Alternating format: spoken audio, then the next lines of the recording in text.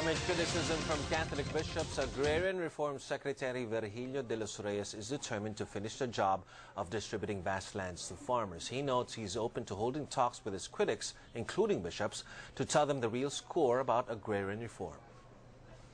Clearly, they've been saying they're not... 2 days after distributing land to farmers in Quezon Province, embattled Agrarian Reform Secretary Virgilio de los Reyes says he is prepared to have a dialogue with Catholic bishops who have criticized his work and called for his resignation. I've always begged the bishops that I've talked to, I am prepared to face you and talk to you about what is really happening. I am prepared that if you want to visit our offices all over the provinces where your dioceses are, examine the records that we have. And perhaps, you might see a different light.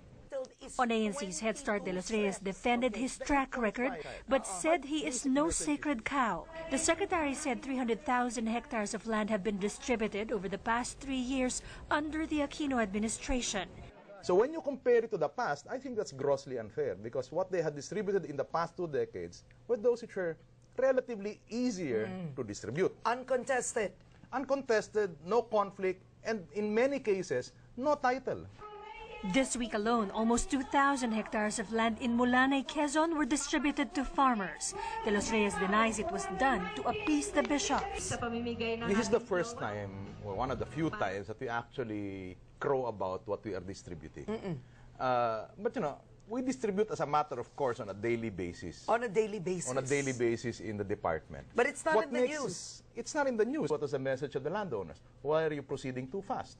And then you have the bishops telling me that I'm too slow. I'm getting to be schizophrenic. De los Reyes adds if land distribution was indeed slow, it is not the fault of the department alone because other factors are involved, such as problems in land records and missing land titles. It is unfair for bishops or task force mapala to throw the book at DAR for something that this is shared by other agencies. I'm not trying to stay away and say, look, I'm DAR, they're LRA, and they're DNR. We are all government. But the reality also, to be fair to DNR, LRA, Land Bank, and DAR, is that let's look at the facts that we have.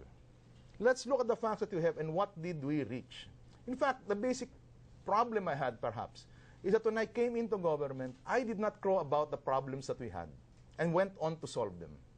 But I have been very open with the stakeholders, like I said, as early as May, this is the problem.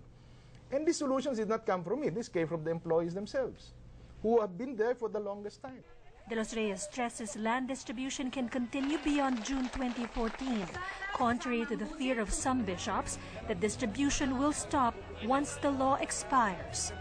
The problem with the target set by many people, including the bishops whom I believe have been misinformed, is that they have set 2014 as the deadline. For complete land distribution. For complete land distribution. Okay. The bishops were heavily involved in pushing this particular law that we have right now.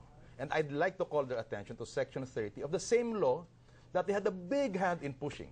And that same law that they had pushed says, if there is an open case by June 30, 2014, which is the deadline, that means it can go on beyond June 30, 2014.